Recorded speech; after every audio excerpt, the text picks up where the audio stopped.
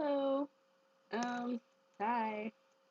So it's been a while, and I, hmm, I'm going to California. Yeah, that's still a thing that I'm like, oh, this is happening in my life now. It hasn't quite sunk in yet, but I'm going to California. I'm leaving Saturday morning, which technically qualifies as Friday night because I have to get up at 6 o'clock in the morning, and I haven't done that since high school, and I am not excited. And directly after that, I have to spend 60 hours on a train. Well, it's like close to 60 hours on a train, then however long it takes to take a ferry from one part of California to the other part of California. So basically, I'll get on the train Saturday morning and get off the train Monday morning, and then I'll actually be at my destination Monday night, afternoon. I, yeah. Not jumping out of my seat with excitement for that. I'm excited for California, not kind of looking forward to the public transit. That's going to be an experience. Considering that I've never lived anywhere outside of Michigan, and I'm maybe slightly a little bit terrified. And this is a feeling that has followed me all day, especially when I first realized that I don't own luggage. I do not have a single suitcase. I have one duffel bag that I took to camp 3 years ago and it has a gigantic hole inside of it, and that's all I have in the way of luggage. You can see my problem. And so I went shopping today, but everything in like the luggage aisle cost over $100 because they're for real adults with real jobs who like go real places, and I'm just going to California and like I don't have a real job.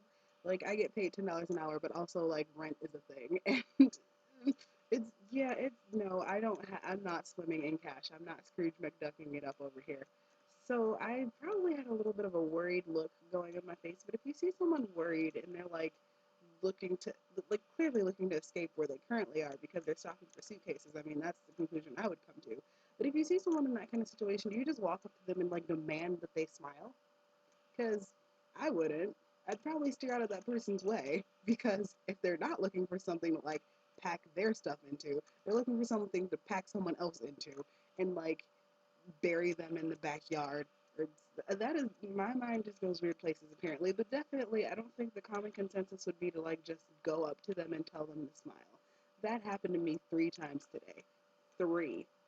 Three different people on 3 different occasions told me 3 times to smile. Three is apparently the magic number because it took 3 times for me to get mad enough to actually tell someone off about it. And I did not do it in nearly as eloquent a way as I wrote it down, but also, yeah, that's a thing that happened to me that I'm still kind of not over.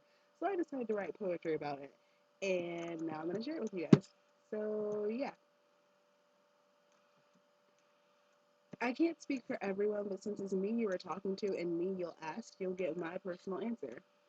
You got mad when I gave you a stank face when you told me to smile. You changed your tone from flirtatious to serious and asked, why do you have to be like that? All I asked you to do was smile, not suck my dick. And you looked like you had been waiting to ask this to someone, like you were going to make a fool of me, to school me, have me rethink. And honestly, that almost did make me smile. I said, it's not even about you.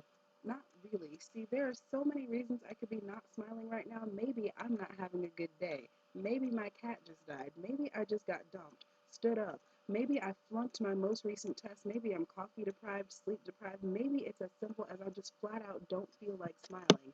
And that should be enough. Because in me are the same components that make up stardust. And how odd would it be to walk up to a star and ask it to shine brighter? Even on cloudy days, we don't lament that the sun isn't bright enough. We complain because we can't see it. We yearn for the sun to exist in the same space as us, and here I am, just existing. Basically, you're telling me that I don't exist in the right way, that my existence is flawed. No, not flawed, because flawed can be beautiful. You're telling me that I am wrong if I don't smile. You gave me a look. I rose my brow and continued, I'm being extreme right now, and I know it. It's with a purpose because every day of my life, every second is filled with people telling me, indirectly, that my existence is wrong. You don't see many people on TV with roles. You don't see stretch marks, acne, and off-white teeth are presented with the preface of here's how you prevent them. Enthusiasm is made fun of, fake nerd girl culture, and we are taught that if a woman does not care, she will get torn down. If I were in Kristen Stewart's place, the words to describe my self-esteem would not be low, they would be curb stomped.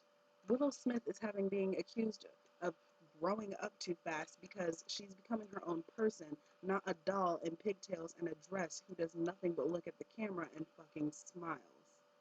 And to bring it out of Hollywood and right back here to my hometown, my own mother, who has MS and walks with a cane, changes her posture depending on who her audience is, which may not seem like much, but consider that she's had a hip replacement and a rod placed in her spine, and there are just certain ways that her body cannot move, and she will force herself to anyway because standing up straight is important.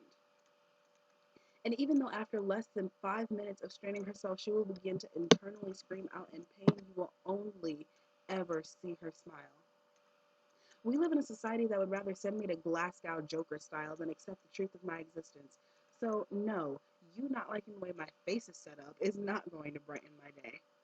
I am still smart and funny and good with kids. I am still a dreamer and a dancer and a singer and an actor. I am complicated and passionate, sometimes to a fault. I am still naive at times and absolutely in love with the idea of falling in love someday. I'm still going into the Peace Corps next year. I'm still working towards my investigative journalism degree. I am still worthy. And I owe you nothing, not even a smile, for the sun is still a star, even when it rains.